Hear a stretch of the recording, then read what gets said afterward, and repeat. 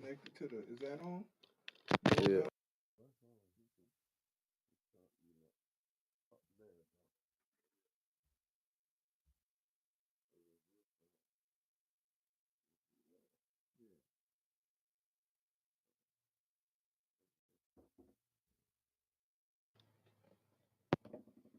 Try it.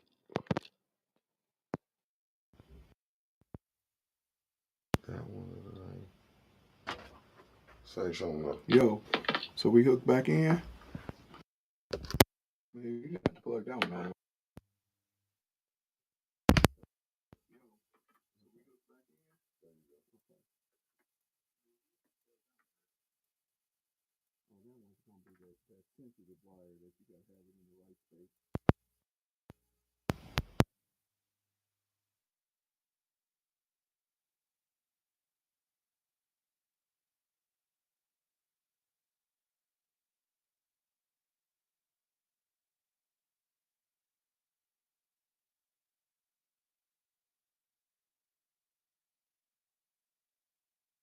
This one.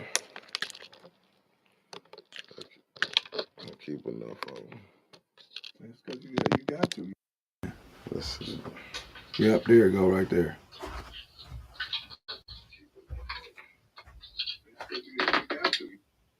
Let's see. Yep, there you go, right there. You You ready? All right. Well, I can't see people though. Where my fans at? Hold on 1 second. Where's my family at? Hold on 1 second. I got you. My baby's got to be back because I know they miss me. See, you the bro. You the man. You the man. There you go. Okay. Let's see. Okay, I gotta get to sharing this thing. There you go.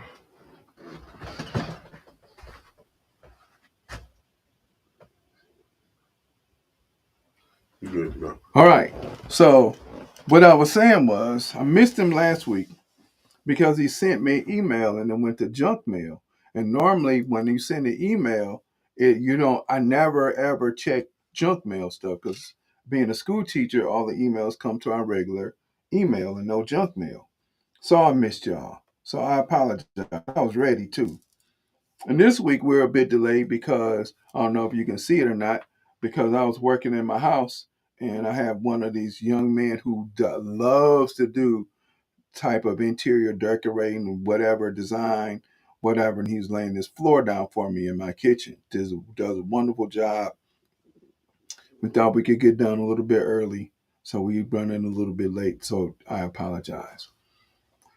So apparently, there's been much going on in the world since the last we met, but I don't want to really go back and just or come forward and discuss that.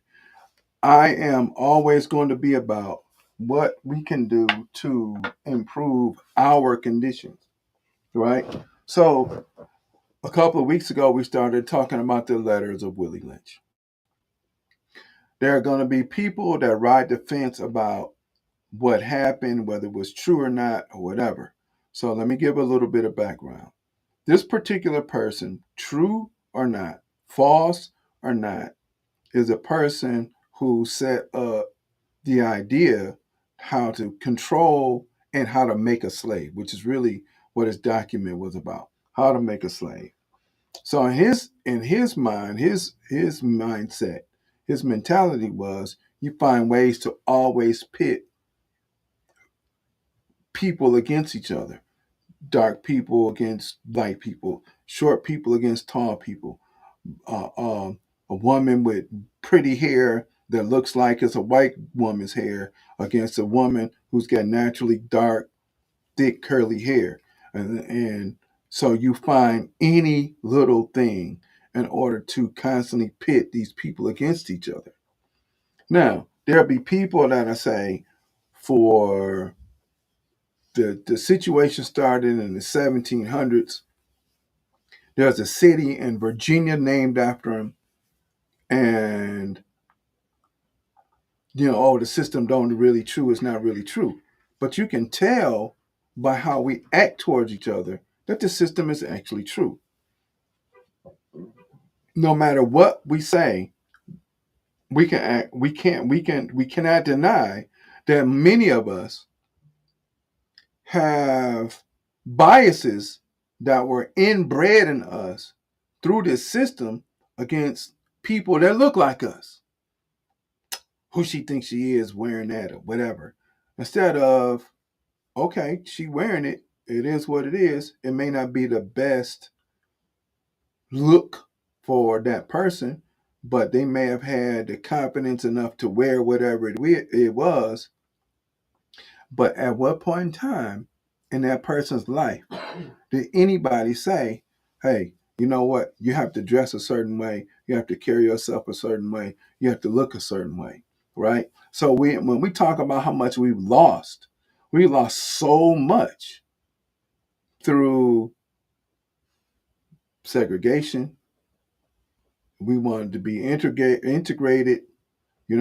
We want to be, when we were segregated, we did far more with what we had than what we did during integration. And then during integration period, we gave everything away.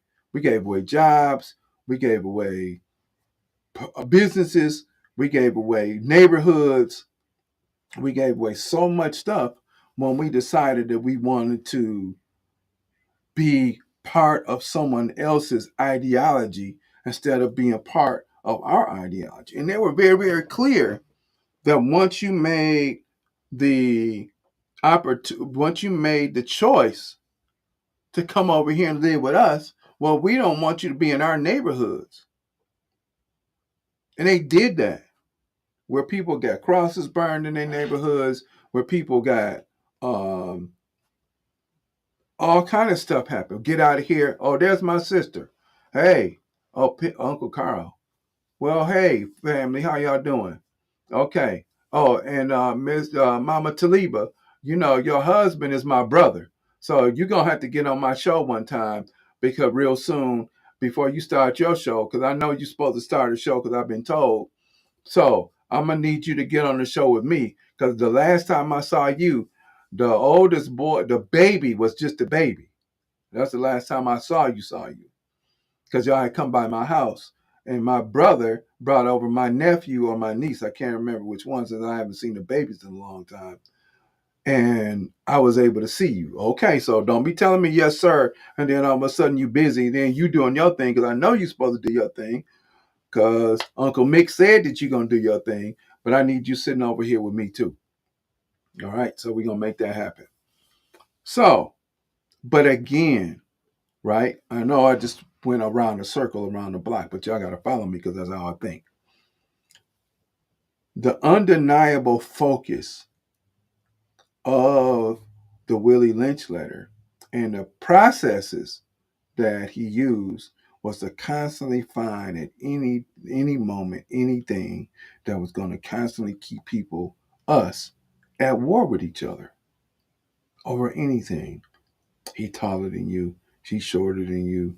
She taller than you. She bigger than you. She thicker than you. She this. She prettier because she light skinned. She brown skinned. And so therefore she ugly and all of the other stupid stuff and all of those stupid things that we even grew up with. If you black, black don't crack, all that other crazy stupid stuff. And if you black, jump back. If you white, you all right. If you're yellow, you're kind. But I don't even remember, but all of that kind of crazy stuff. And what we did was we took all of that stuff in. We took that stuff in as if it was our truth.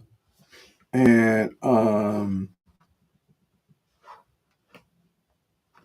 we took that in as if it was our truth. And this wasn't. It never was. Right? During the Black Panthers uprisings in the 60s, they showed how we can be community. Young people were being taught by the Panthers. Young people were getting food by the Panthers. Um, Young people were getting food by the Panthers. Young people had breakfast program by the Panthers, all out of the money that they raised by defending, because it's called the Black Panthers for Self Defense, right? So they consider themselves being brothers and sisters. That's what it was. That's what it was about. Yes, that's my brother. That's my sister. So they saw past these color barriers, right? Because they understood very clearly who the enemy was. And the enemy is not inclusive, right? One of my teachers, Dr. John Henry Clark, he says this all the time when he was alive. He said, "We have no friends," and we don't. We want to say we do, but we want to kumbaya and we want to sit down with the little black boys and little black girls and all this other stuff. And yes, I'm kind of quoting that I have a dream speech, because what nobody ever pays attention to is the part before he gets there, where he talks about the history of the country. Nobody ever reads that part of the, "oh, I have a dream that we can sit around here and have," but yeah, but in 1963, just shortly after that, 4 little girls got bombed and killed in a church.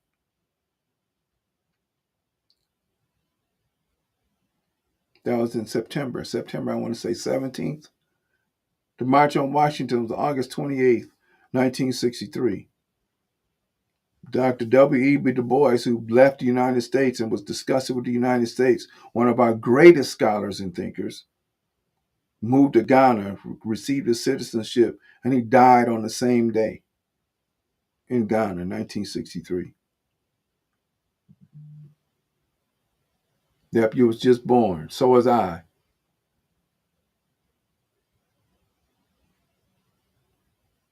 Okay, he was just born. He had died. March on Washington happened. He died at the same time, right after the march was over with.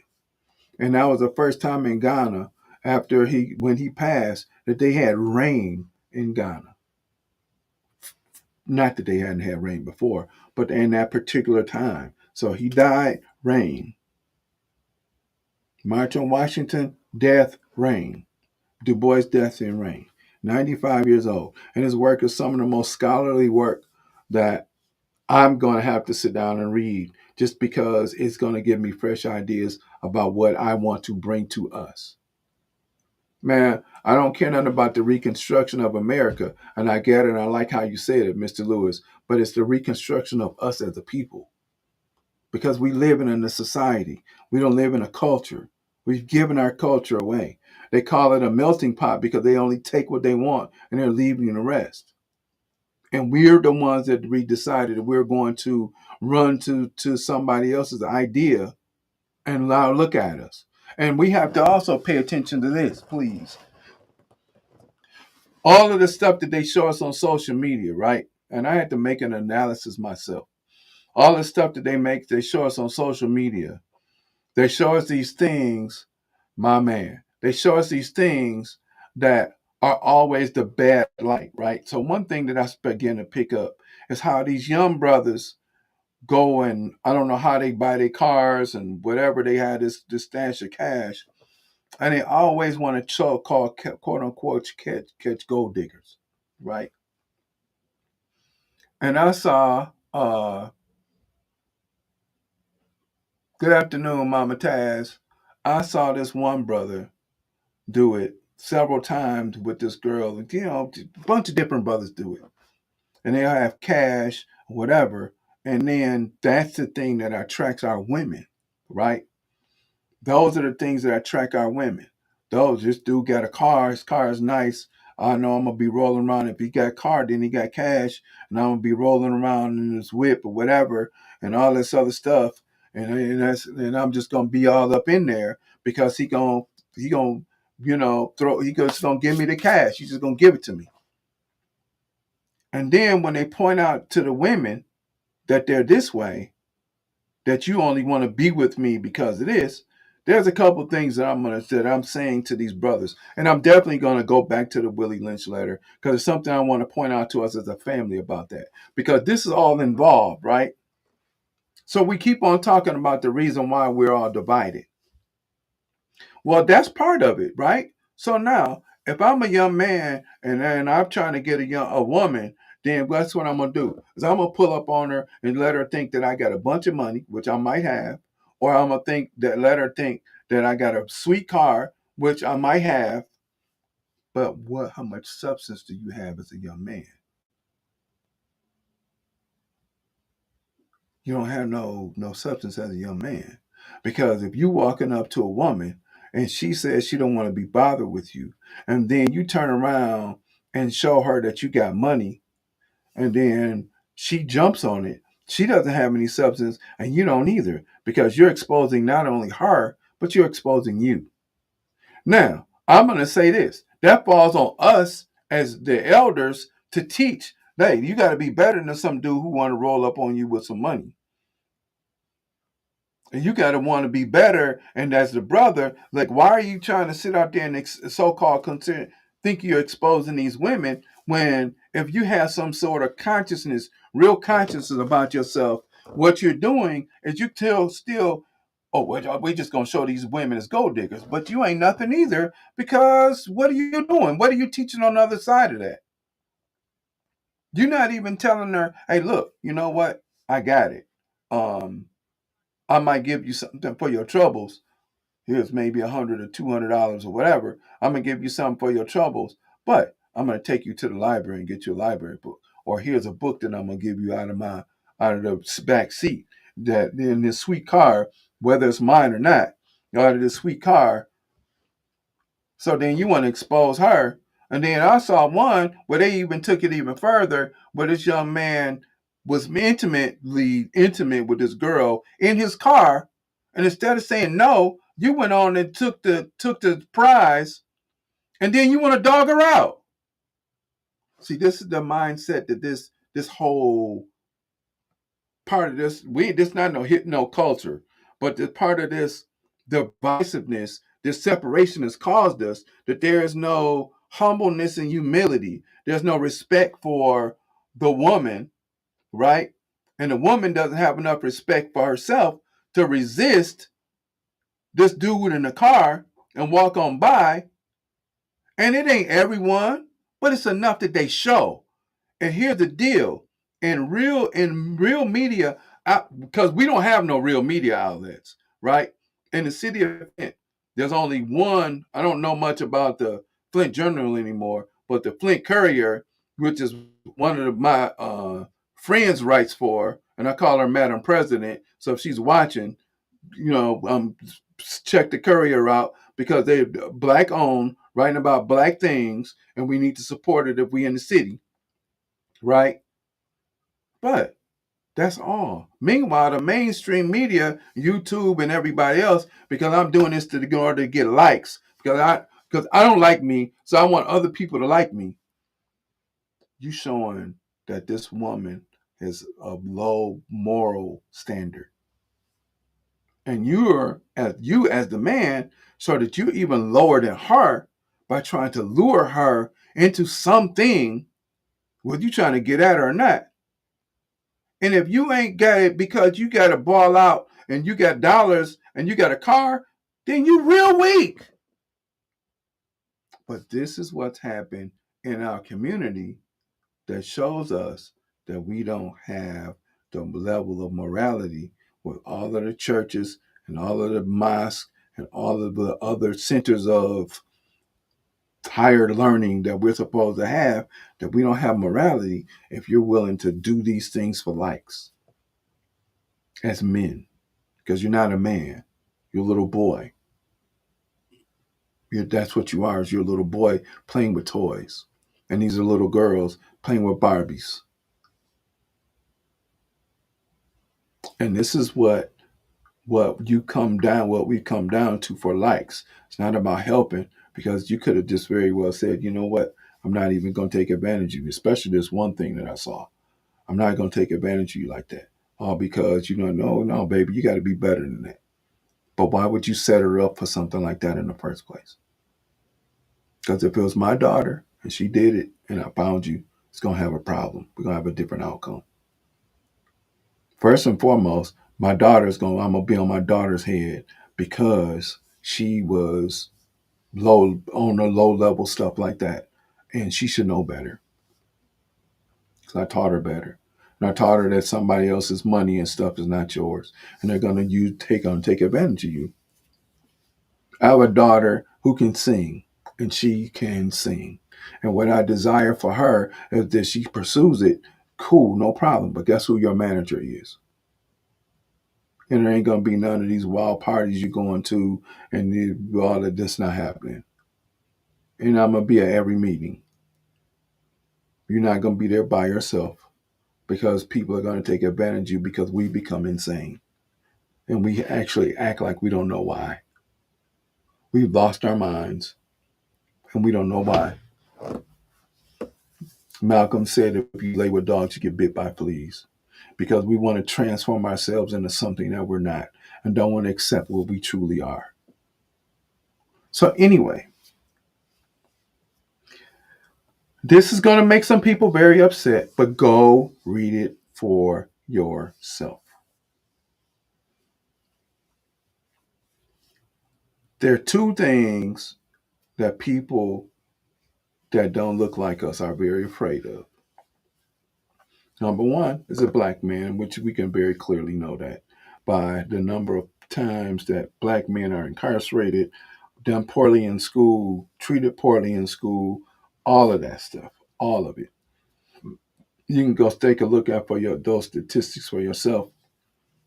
The number of times that the black man has been lynched and killed and ostracized and burned and shot and all that other stuff. Not that black women aren't, they are. And I'm not saying that you're not important because you're the most important. And I don't think that black women really understand that you all are the most important part because Mr. Ferris kind of said it, and Malcolm has said it, and many other scholars before me, and I'm a lightweight scholar, have said it that the woman is the first teacher and she's the foundation for our culture. So, in instances of war, right, many people go in, and the first group of people that they attack, not the men, is they attack the women. And how do they attack them? They attack them by rape, killing them, whatever, killing a man, all of the other stuff in front of them to show that I have dominion over you. And this is in every tactic of war. Invaders come in and they take the women and they impregnate the women with their children or rape them. And so, therefore, they've destroyed a set level of foundation of culture. I'm sorry, I'm using hard words, but we in a crisis, and we act like we're not.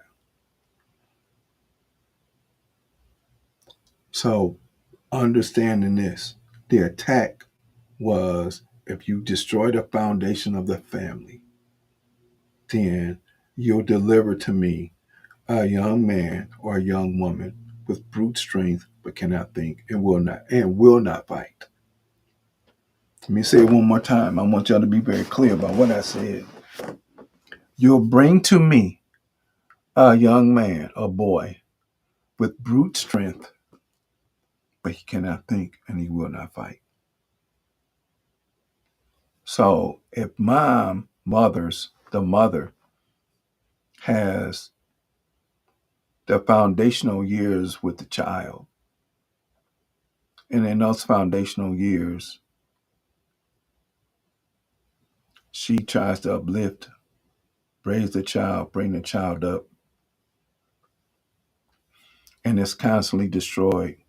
And it's constantly destroyed by system, and it's constantly destroyed by anything that they do, starting from the plantation all the way up. That's right. So just imagine you have a child, and one of the strongest men on the plantation is beat to within an inch of his life on purpose, done by design on purpose, so that I show you that I have dominion and I'm God over you. And so, therefore, they make the children and the women watch this. Everybody on the plantation, but especially the children and the women. And they force them to watch and beat this man within an inch of his life. And not only just once, but multiple times. Well, who knows the numbers of time that it happened? But I'm showing you that I have dominion over you. Then what do you think that this man? Then what he does is he turns around and he gives them clothes and he gives them this, and then eventually, the man recovers and they do it again. Then the man recovers and they do it again. And then eventually what you do is you create the mindset that he cannot protect me anymore. And you do it enough times in enough places with enough people that the foundation of the family starts to get fractured.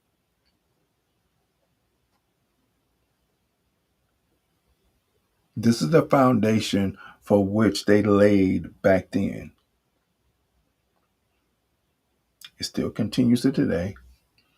And I promise you, if anybody that's listening and paying attention and making comments, and I appreciate you all making comments and helping us out and still, uh, being on the show with us, even though I might have missed our time. And I apologize for that again, because Malcolm say don't waste no time because we don't have time to waste.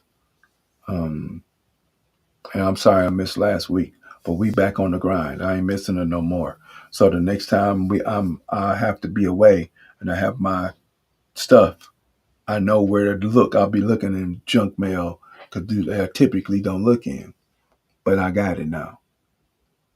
But what I'm saying is this to our women: you all are the foundation. You raise the babies. You feed us as men. We need you to be just as learned and studied as some of us are trying to be.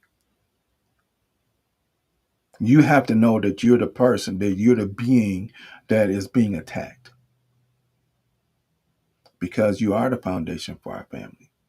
Even in the 70s, when the feminists come up through Cosmo, the attack was on women in order to separate the families from men.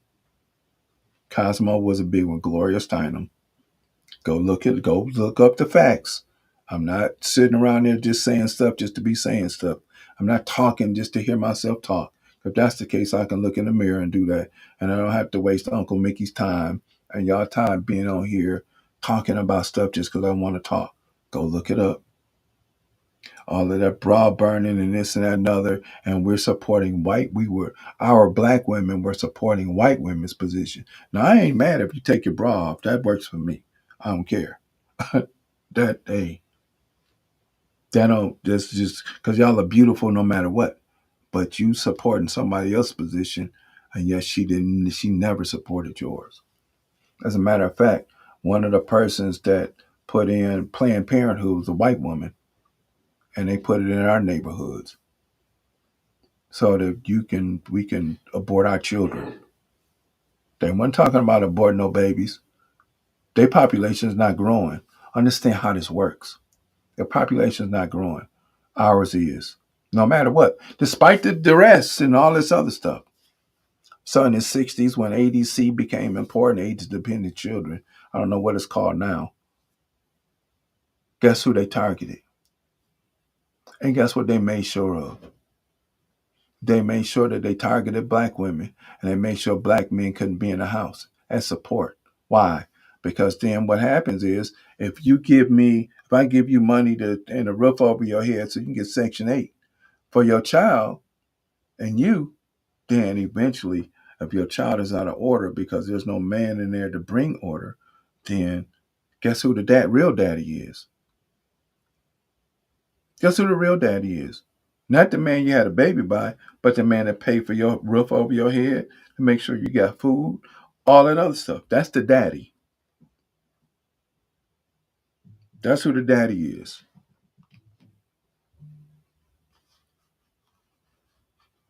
Okay? That's the real daddy. And so therefore when our women don't understand and then something happens because the child's out of order, and then all of a sudden now the child is in the court, he's gonna go visit his daddy. Okay? He's gonna go visit his dad. Why? Who's his daddy? The same man at the state that made sure that you had a roof over your head. The maid said that you have food. So you get a bridge card. And you're going to have these crab boils and all this other stuff. So the separation was, once again, took place all because you have to destroy the foundation of the family. And the foundation of the family is women. Margaret Stangler, right? Okay, good. Stanger. Thank you, man. You know I love you. You better be glad that I love my brother too, because I love you because you on point with it, right? And then you'll remember me when we see each other, because like I said, the last time I saw you, it was the baby. The baby was a baby, so that was the last time I saw you. And see, I was in front of my house because he brought me over some oils. So see, that's the reason why. That's it. That's it. And that's my let me see, that's my nephew, that's my brother, so that's my sister. So that's my sister. So I can say stuff like that because they don't know I don't mean nothing by it because it's all family love. So don't be taking no sort of way talking about some crazy stuff because y'all on some weird stuff because you're not thinking. But look around, pay attention to your own actions about how you act towards people, how you become judgmental towards whether a man or a woman is wearing something that you consider to be inappropriate. But at what point in time are we saying anything to anybody? Right? I don't recall as a teacher, how did yoga pants or whatever y'all want to call them become part of school wear? I don't recall that. And I'm saying this on purpose because it's still tied into this letter, right? Because who's the focus? The focus is women. I was the one that they wanted to beat within an inch of their life to show that I was your Lord and Savior over me. I'm the Lord and Savior over the top of him. So I'm going, but you women, our women, are the focus of it. And yeah, it's the focus of it to this day. It's never stopped. It may have changed spaces, changed places, look a little different, but it's still, you're the focus. And in part of the letter, and I want to be able to pull it up when we give an opportunity to, part of the letter really truly talks about the women being the focus of the separation. Most women were in the house. Most women were in the house. And she was stuck between the master, who was always groping her, and the missus, who was pissed off, who was angry almost, say the bad word, who was angry that this black woman's in the house and he got his hands all over her, but he ain't got his hands on the missus. So guess what? The sister was getting double anger beat up from both sides. The master, who when she didn't want to give it up, he beat her up and rape her, and the missus because she know that he going down there and sleeping with her, but he ain't touching her. He ain't touching his white wife. He down there with the sister who built the way she built,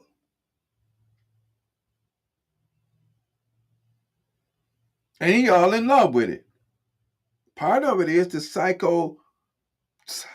the insane thinking that they ain't nothing but animals, no way, because they had to do something different to refuse our humanity. Not talk about how we built the pyramids and all of these great civilizations. No, we had to blot that out. And we had to treat them a certain way so that we didn't think of them as human. Now, the three-fifths clause is something different. Go read that before y'all want to try and throw that in my face. The three-fifths clause was about making sure that the southern states didn't have the power to overrule the northern states when it came to slavery. They didn't have none. They counted people as three-fifths of a human in order to balance the major states that had a large number of enslaved prisoners of war, because that's what it was, so that we could balance them out. And they wouldn't say, okay, well, we can keep slavery because they can go on more votes, because that's what that was about. So the three-fifths compromise was about that. Yes, they counted people as 3/5 of a person, but they already thought less of you anyway. And they still do. That hasn't changed. Yes, that sounds like I'm fussing. That has not changed about how they think of us. Dr. John Henry Clark says, we have no friends. It's cool to be associated. It's cool. Well, we can't go. I ain't going to dinner with you. If I work with you, that's cool. As long as you don't make no violation to me, ain't no violation to you. But I know where I'm coming home to. I know what I'm fighting for. And we're in the same predicament today because they give us a shiny few things and we think that those little trinkets that they give us, just like they did Native Americans, just like they did African people on the continent that sold their own families and anybody else that they were supposed to be in charge of, gave them the same thing, did the same stuff. We'll give them a couple of trinkets and some wine, and the next thing you know, we got your land. Jomo Kenyatta said, I couldn't believe, it's hard to believe Jomo Kenyatta, who was the one in 1957, who, 55, 57, who helped free Kenya, right? During the cultural revolution in Africa. And guess who helped spearhead that? See, I got to do a whole lot more research on Dr. Du Bois. He helped spearhead some of the cultural revolutions that took place in Africa. Kwame Nkrumah in Ghana and Baba Jamal Jordan. If you ever watch my show, help me out. That's my brother. He's the official Detroit historian in Detroit. Brothers Deep. Um, and Jomo Kenyatta, and I think in 55 and 57. And then his philosophies and ideologies kind of set the precedent for what happened in Africa, which set the precedent for what happened over here in America too. So we played a role in both places. We played a role over there with Dr. Du Bois and his Pan Africanist movement, because he's considered to be the father of Pan Africanism, and which in turn set the precedent for what happened over here, right? But if you still attack the foundation of our civilization, the foundation of our culture, what do you have? You have people that become lost. So it is our responsibility as young men, as men, to make sure that our young men come up differently than the way we did. All of this, I went to whatever and I got tears and I'm doing all that's insanity. And the crazy part is people don't know that it's insane until they go inside them buildings and they lock them gates and doors. We got to teach them this insanity now. That really coming to school or going out in public constantly with these bonnets and all of this other stuff. Come on, man. I get it, but y'all making it a fashion statement. And and it is what it is, but it's not is what it is. Because I'm not going anywhere with a woman that got one of them on their head. I don't care what. Well, it's just a quick run to the store. That's okay. Take that off. My hair's in rollers. But then we'll wait. It's not that important.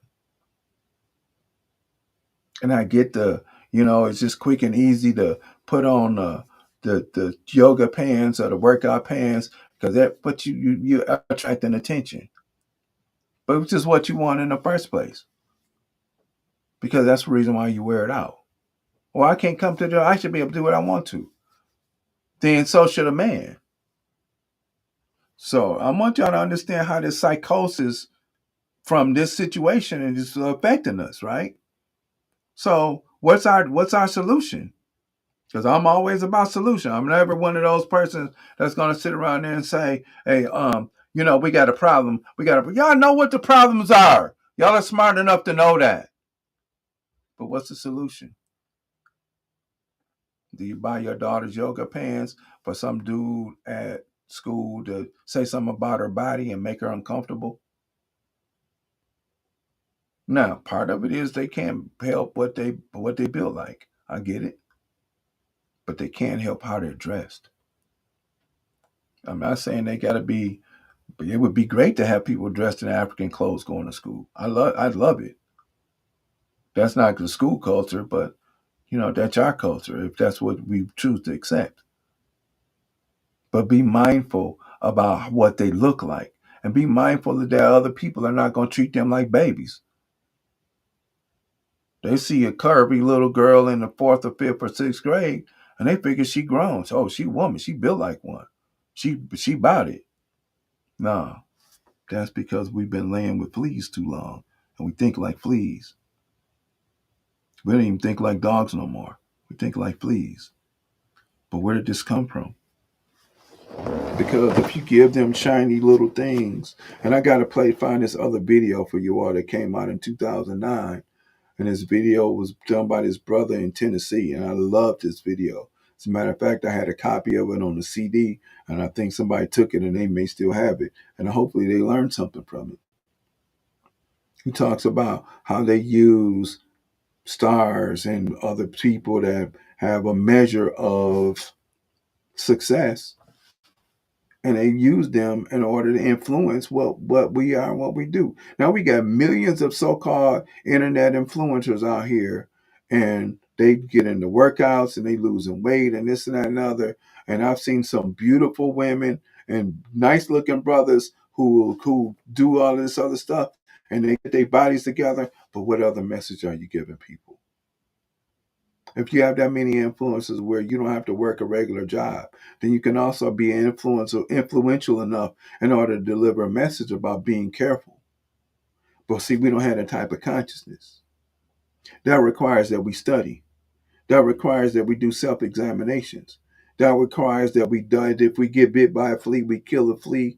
And we may not have to kill a dog, but you go and wash the dog and get rid of all the fleas. That requires that we go and get the letters of Willie Lynch, and we read the letter and we do a self-examination to see whether me personally, have some of those things that I'm telling other people about, right? That requires that as men, what are we doing? What does manhood look like? I'm not saying manhood look like some European. Shaka Zulu, the priests, some of the other people that we shown you all the pharaohs, they had to be upstanding men in order to lead their cultures. They didn't lead a country; they led a culture. And that culture lasted for over 70,000 years. Meanwhile, we bought into the decadence of something else. So, which one are we choosing? A culture that rules the world, or this decadent foolishness that only lasts for a few minutes? And our women, hey man, and I'm not saying this just to bash our women. I love y'all, but we have to do better. We have to be okay with saying to a sister, "Hey, look, you know what? You could do better than that." And so, yeah, big, yeah. They gonna do all of that, but that don't mean you gotta. I'm not standing there fighting you. I'm just gonna I love you enough to say to baby, we gotta do better, and then walk off. Because when we're talking about people feeling that you're not protecting us anymore. Well, you know the reason why we're not protecting you, because you're running your mouth when I tell you you're wrong, and I'm watching out for you. I'm watching out for you, but yet you want to sit around there and you want to tell me what you looking at. Okay. Then when something happens, then you wonder where the man was to make sure nothing happened to you. I'm gonna give you an example. This happened to me at a store one time. There was a young lady, and she had 3 children by herself in the evening, getting ready to get in her car. The kids weren't big enough to help, so she put them in the car, had her grocery cart full of stuff. Meanwhile, a little bit up the aisleway outside in the parking lot, there's this dude who was going off, and he was by himself. Going off on nothing. He just seemed to have some sort of episode, and he was going off, screaming, hooping, hollering about stuff. And meanwhile, the children are stopped, and I'm just watching. And because I did offer to help her put her things away, Put her things in her car. Because, 3 kids, you got a basket full of stuff, and most of it was water and stuff like that, and it looked heavy. I'm a man. I'm going to help. She said, no, I got it. I see this guy down the aisle about 6, 7 cars away from her having an episode of some sort. Meanwhile, since you told me you had it, I'm not going to press it. But I'd already watched this guy start to have his episode while she's rolling up on her car. Y'all got to tell me what was wrong or whether I was wrong or whatever. So I stopped and watched. And I'm watching her unload the car, and I'm watching this guy down here having this episode. So I wanted to make sure that she didn't have to worry about this guy attacking her while she's unloading her car, because she told me she didn't need my help. Meanwhile, her young children are in the car saying, look at that man watching us, instead of hearing this other guy down the aisle screaming like he was going through whatever he was going through. Meanwhile, I'm watching him. And then she starts watching me while I'm watching her, making sure he don't do nothing to her. Now, I'm trying to understand whether I'm wrong or not by watching this young lady load this car up, didn't take my help. Meanwhile, she's not paying attention to this guy down the aisle of the parking lot, screaming out at the top of his lungs, but you watching me because your kids say I'm watching. Okay, some couple people said my daughter is at NCAT. The way these girls dress had me walking around the campus. Right, right, right, right. So they wear anything. And then here's the thing. They wear stuff to get responses, but then want to have the gall, the unmitigated gall, to say, what you looking at? And I've done that. Walking on a college campus, saw a young lady, what you looking at? Put some clothes on. I got daughters that are in their 30s that I've raised. They've been in my life. I've been in their life all their life. And I know they grow, they go with, but when they're around me, they put some clothes on. And I know they'll go out and they want to be a little loose and whatever. And I better not catch no pictures on the internet showing nothing extra. Because, hey, I'm African. Now, people may not think so, but I have a lot of family around the country, around the globe, that, hey man, y'all saw your daughter over here. Where were you at? Well, I didn't make it this time. So therefore, but she's straight. Yeah, we got her over here. They good. My son goes somewhere. Hey man, hey Baba, your son he's straight though? Yep, we got him. No problem. That's how it's supposed to be. That's how it's supposed to be with us. But these are people that are from the continent that I have this relationship with as well. Not so much here, because people think that if you watch it and make sure that somebody is straight, then you on some old perverted stuff. Meanwhile, this white boy, if this person comes down, and he was a white guy that was having an episode, and he jumps on you, you worried about me watching you. I don't want nothing from you, and I was trying to help you out. But then meanwhile, I'm watching this guy have an episode, and if I'm watching him have an episode, it was a psychotic episode where he was banging his head on his car and all this other stuff. And eventually, after he did it once or twice, I did call the ambulance to come and make sure that he was going to be okay. And they weren't in a big hurry. Meanwhile, I'm watching her. And I stood there after she left. And when she drove off, she looked at me like, whatever. I'm like, okay. So if a person is offering you some assistance, that don't necessarily mean we want something from you. That means we're trying to help. And if I pick up a threat, then I'm trying to help you so you don't have to deal with the threat. Meanwhile, I'm getting looked at like like I'm the criminal. But this is what the Willie Lynch has caused us, right? This is what has happened where we haven't done the thorough enough research to find out, if I read this document, do I have any of these fleas on me where I can get them off so that I can get and then seal the wound up so that I don't have those fleas anymore? We haven't done that. We just keep on. They keep evolving, and we keep rolling into the same old phases of things. And of course, you're absolutely right, sister. My protection or my assistance, because before it became watching this guy, my assistants were helping her put her stuff in her car where she had a basket fully loaded with three little children. That was foreign to her as well. You're absolutely right. You got to be on my shoulder next time. While you playing, I don't even care. And I'll tell my brother next time I go over to the shop where they got food at. I'm telling him I'm kidnapping you for a show, and you coming on. I don't care nothing about that. Yeah, the men could not have been saved. I agree with everything that you're saying, but you have to give an opportunity. If I don't want anything from you, and it was very clear that I didn't want anything from her, so I made that very clear. Hey, you just need some help putting your things in your car. No, thank you. I got it. Okay.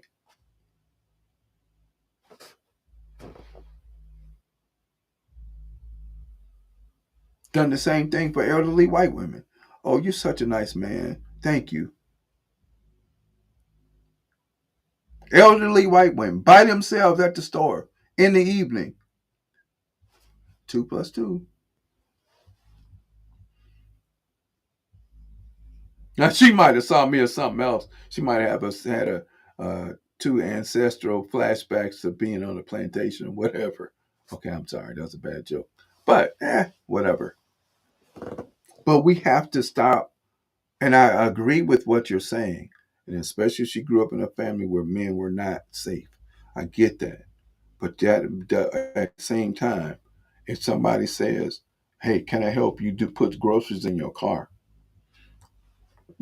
Number one, make sure you're safe, which means that you might have to have your keys ready or whatever, or understand that ain't no, sometimes it's just somebody being offering to do something nice for you. There's no threat and there's nothing else behind it. I'm just trying to help you out. You got your hands full. You got three little kids and a big old cart of groceries. And you didn't even understand that there was a threat down the road because you weren't paying attention to that. You were watching me because your children had said something about, hey, he's still watching us. How that man's watching us. That I, I didn't do nothing but speak to her when she was coming out, and I was watching the kids be kids. But I get it. But that's us, though. We've done that because we want to have all of the fleas and get to have the dogs and the fleas and everything else with us, and that's caused us the problems that we have.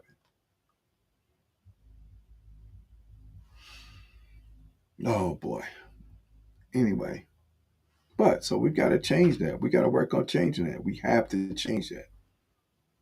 We have to work on changing it. Okay. So find the letters of Willie Lynch is out there on PDF, and don't read the part where they sitting around there talking about, this didn't happen or that didn't happen, the other didn't happen. Read it. Read the real letters of Willie Lynch and see if there's anything that you can look at in your own analysis and make that change.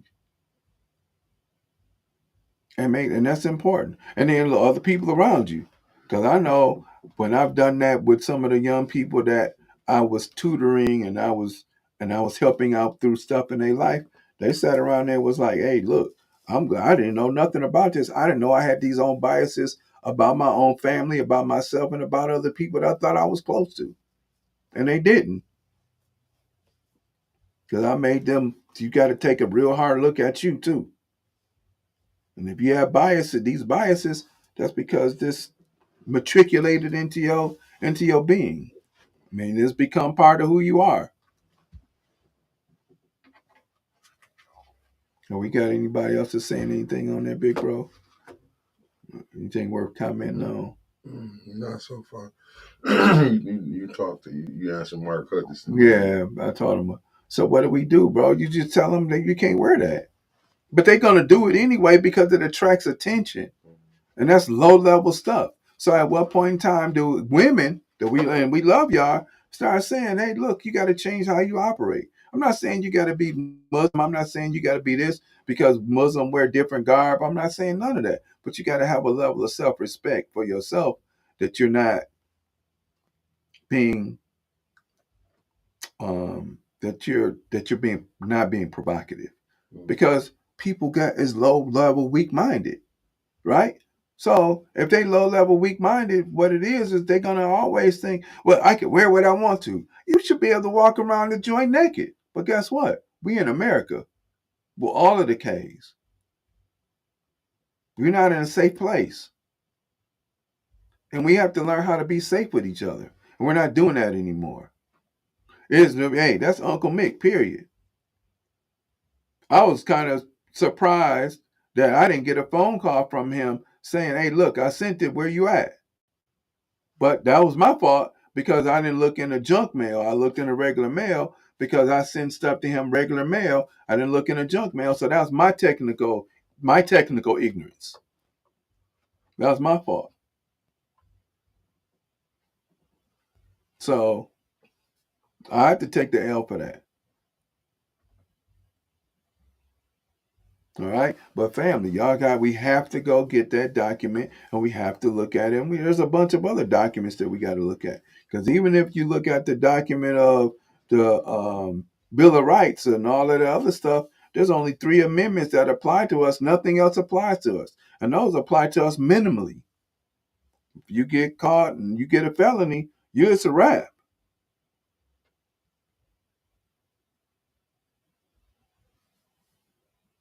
That's back to servitude. They mean it. Because at the end of the day, man, we're trying to be a unified culture again. We're trying to be a culture with a culture, and we're working towards being culturally solid again in the '60s. And what did they do? They did what they supposed to do to destroy it. What did J. Edgar Hoover say? We're not going to have a black messiah coming out of this community on purpose. So they killed our leaders here. They killed our leaders over there too. They're guilty of all of this stuff. But guess what? What you gonna charge them with? You can't charge them with the same murder they're gonna charge you with. Because I wrote the law. If I wrote the law, how you gonna charge me with my law? And then, oh well, thou shalt not kill. They don't believe in none of that. Only thing they believe is money. They don't believe in nothing but money. They don't believe in anything. They'll give you all of the holy words and holy this and holy that in order to keep you in line. They follow none of that stuff. They don't follow none of that stuff. Thou shalt not kill. Thou shouldn't do this. Thou shouldn't covet this. Okay. And they do all of the coveting, all of the killing, all of the drinking, all of the lust, all of that other stuff. But we want to continue to get bit by fleas. Mm-hmm. We don't even want to be the dog no more. We just want to, as long as I get bit by a flea, I'm straight. Because I laid next to the dog. So when you see the chaos, right? And back in ancient Kemet times, they call it Isfet. Mm-hmm. ISFET, Isfet. Isfet is chaos. That's the darker, lower side of us. So we living in chaos, right? Mm-hmm. We living in chaos. And the thing is we love it. There's one brother that I saw on social media, and he said that we like to have comfortable, what is this we live in? Comfortable oppression. Mm. Right. We don't want to be completely liberated because being liberated, we act like we don't know what to do when we've been given a roadmap to our freedom multiple times by multiple people. But that requires that you not drink and you go study. That requires you not go chasing and you go study. That requires that you don't be a glutton and you go study. That requires that you give up many things that we're doing and you go study. But we don't want to do that. What we want to do is we want to continue to. Oh, I appreciate that, Mr. Lewis. We want to continue to live in this idea of comfortable oppression, Mm. where as long as I'm straight and I can have my drink and I can do this and I can go party and I go chase a little bit or whatever, I can ignore this man who's actually watching me and watching out for me. And I think that there's something wrong with him. Meanwhile, the imminent threat of this young person up the road who's having some sort of psychological breakdown, he's banging his head up against the window loud enough for you to hear, but you're not. You watching me because you think I'm gonna do something to you. That's a psychosis. This is psychosis that we got because we want it to be integrated as well. Oh yeah, we gonna get all into that. Oh, I'm destroying all that whole thing, and people gonna be mad when I lay out what I know that's happened to us because where are now we are small percentages of having black businesses, but whereas in the 60s and 40s and the back before we decided to 30s 40s we built towns, we built all of it. They destroyed this on purpose. We talked about that. They destroyed those towns on purpose. When it was okay, and I know this is away from the Willie Lynch letter, but I'm gonna get back on it.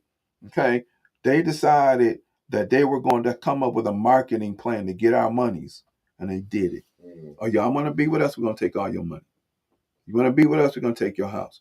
You want to be with us? We'll let you move in our neighborhood, but we're gonna build another neighborhood, and we're gonna move away from y'all. And you got to have a certain amount of money and a certain level of whatever to move in our neighborhoods. And if you move into these upper echelon so-called neighborhoods, you're gonna pay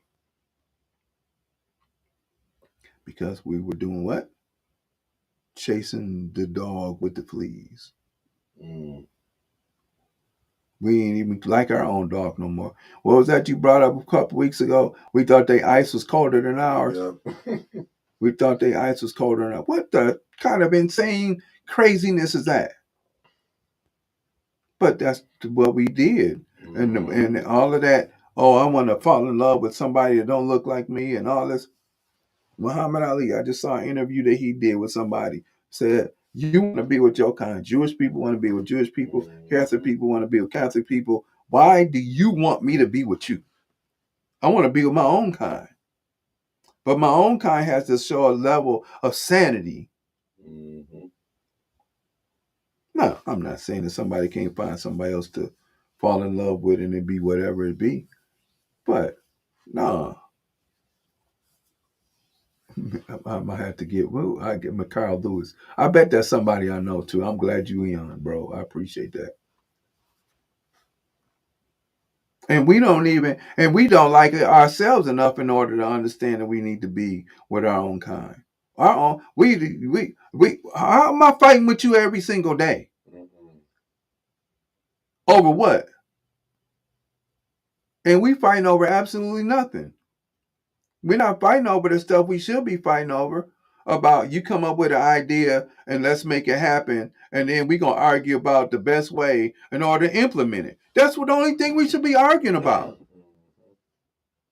Well, who was that? Whatever. And you smell like you've been around somebody else. I don't got time to argue about that. Where the money at? If we not arguing about making $10,000 a month, and we come up and we got $9,999, and we a dollar short, that's the only thing we need to be arguing about. Where that other dollar? Ooh, where you got 50 cents, I got 50 cents. Put it in there. Or you got 25 and I got 75. Okay, but then the next time you better have 75 and I got 25 if we're a dollar short. But we arguing about low level stuff because we want to be around the fleas with the dog instead of some other stuff. Yeah, no, that's what it is. You're on point with that. Yeah, yeah. But they taught us that. Yeah. So all of the whole integration, the whole all this other stuff, the whole hate each other, the whole now with the women and all of it's a big circle of things, right? I'm gonna say circle. I'm gonna do some 3D stuff for you. It's a big sphere of things, right? That's all involved in that. So a young lady who's wearing yoga clothes that can't spell yoga, but you wearing yoga pants, all you want somebody to do is look at you. So therefore, when you all look at this social media thing, which has influenced our lives, because I want people to like me. I don't even know you like that, right? One of my principals told me that he got his daughter. She got a youngest daughter. Oh, look, Dad, I got 13,000 friends on Snapchat or whatever, but you don't know none of them people. You don't know none of them. So when a young lady is going to be willing to tell you that, number one, she should be able to wear what she want to wear in a country that hates her guts, and then have a problem with men not being protective because you learn how to hate men from wherever you learn how to hate it, you got to understand where the hatred comes from and who set it up and gave it to you, and why you live that way.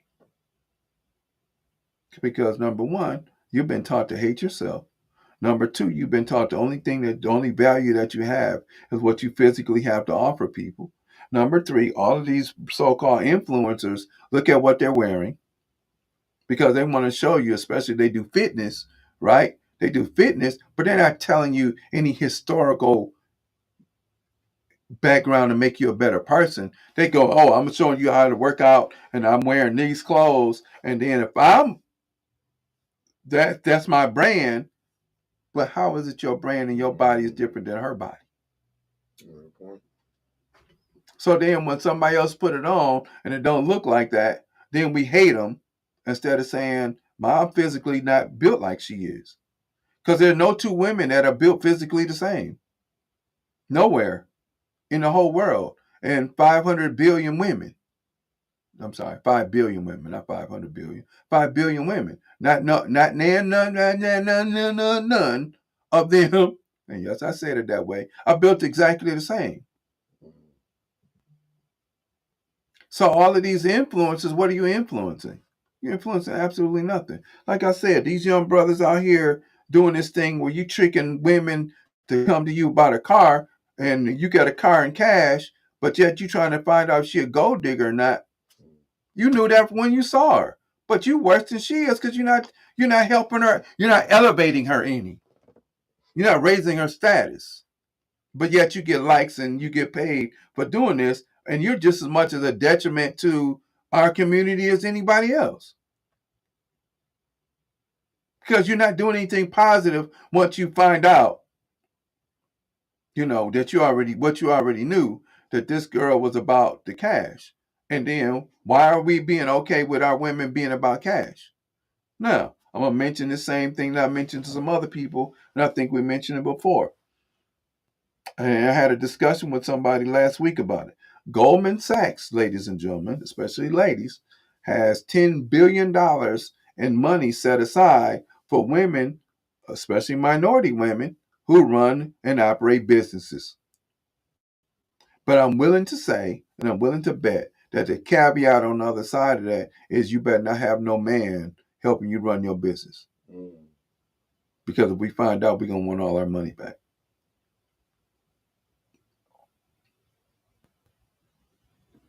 That too is a separation because what if the woman writes a grant and she gets the money and she brings the money home? Can she really share it with him?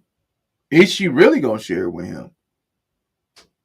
99% of the time, the answer to that question is no. Done on purpose. Why? Because just like our women turned around and supported white women during the feminist movement, what did those women do? They went home to who? They went home to their husbands.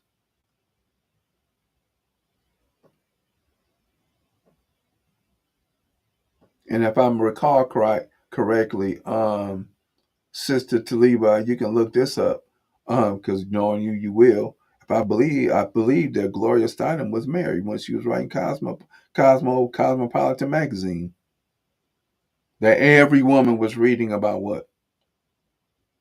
Being a feminist. But you wasn't being a feminist for what you needed to in your community.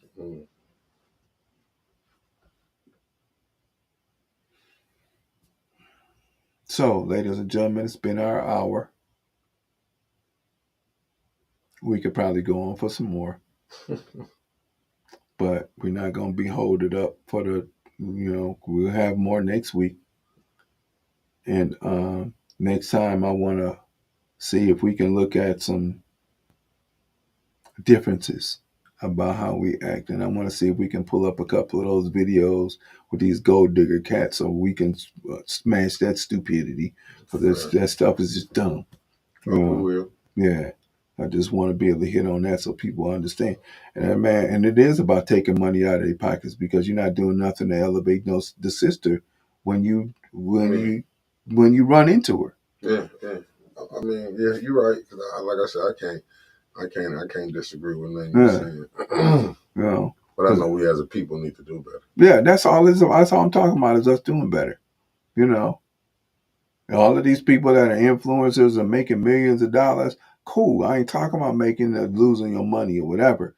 But you can no longer be a detriment to our upliftment of our society and our culture because there's enough of it that has been.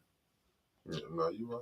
You're exactly right. Yeah, there's enough of it that's been. But we got to get broke out because what we doing, and I ain't trying to say like what we doing with our parents. And I'm not talking, i.e., our mother and father, like your parents. I'm talking about who taught us how we acting out because this ain't what when we got here. No, this is we saw other cultures that we didn't took on. Another culture identity. Right. And that's why you seeing the foolishness. Yeah. And how we doing it to each other. Right. That's what I was trying to say. No, that's exactly what's happened. That's exactly what's happened. We want to be like the flea-bitten dog. Right. I'm always, I'm just scratching all the time because I have fleas all the time. Come on, man. No, we gotta examine the morals and mores of where we come from, and we've lost that. And 99% of that is because people want to sit around there and say that I want to raise my all right, big bro, appreciate that. When you think about our organizations making a real effort to get young girls and guys together when they are in their 20s. Right now, nobody wants to get married or couple up. Well, first and foremost, we don't have any organizations that are doing anything for anything. Let's be real clear. None of them are doing anything for anything. The so-called strongest organization that we're supposed to have is just getting out for Sunday afternoon so they can catch the football game in a few minutes. And they're not doing anything and haven't been doing anything for years about what it is, about what people should be doing and how bringing together, what bringing together cultural ideas are because they don't want to have culture. They don't want that. That's number one. Number two, the only thing they're worried about is not doing the work necessary in order to have young people understand what their role in the world are. That's number two. And number three, they're supposed to be preparing people for a spiritual life. And if you don't understand what that is, then you cannot prepare nobody for something that you have no clue about. So we don't have any organizations like that. We don't. As a matter of fact, one organization that I just joined decided they wanted to, and I was pleased to join it, but they want to write a manifest about how men should carry themselves. I'm not reading that. I may read it, but then again, to me, I found it offensive. Because I don't need you to tell me how to conduct myself. And if you have people in your organization, in any organization, that is not conducting themselves in a manner that you deem that as extraordinary men and extraordinary women, you should get rid of them. That's anywhere. That's what happens on your job. They do an evaluation. They tell you that if you don't fit, like with my job, they're going to tell me they don't care nothing about me losing my sister and me going through periods that are up and down while I'm here. As long as I'm getting paid, we expect you to put your emotions to the side and your moments to the side and come and perform a job. And that's how I feel about any organization. Hey, listen, those organizations, we don't have organizations that are for us being at our higher level. And if we do, we don't hear about them, which is probably a good thing because they're keeping it quiet that they exist. But we don't have organizations that are talking about us being at our highest best. We don't. We don't. We just don't. They don't exist on the level that they should because everybody wants to put their hand in something that they don't belong in. All right, we're going to give y'all 5 minutes and we're going to get up out of here.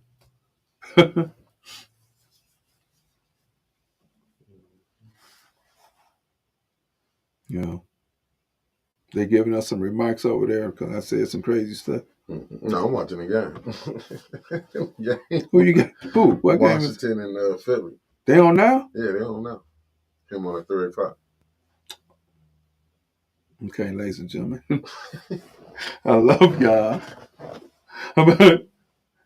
We are about 3:25. Man, you should have said something. We could have cut out at 3. I'm good whenever you ready. Yeah, man. Well, family, we're going to shut it down. Sister Taliba, keep doing what you do. As a matter of fact, I'm going to call my brother Saeed. That's my brother, and I'm going to have him let you come out and come and hang out on the show with us one Sunday. Maybe next week. What's that, the 2nd? Mm-hmm. Okay, ain't no football game on, so we'll have you come out next week and come and be on the show. Cause like I said, I haven't seen you since the last baby, so we'd appreciate it. All right, family. This is Black Watch, brother Elliott. Sorry about last week. We'll get y'all caught up. I promise. That was my fault completely. And this Uncle Mick is here, and we appreciate him allowing us to take some of his time. All right, fam. Peace. Peace.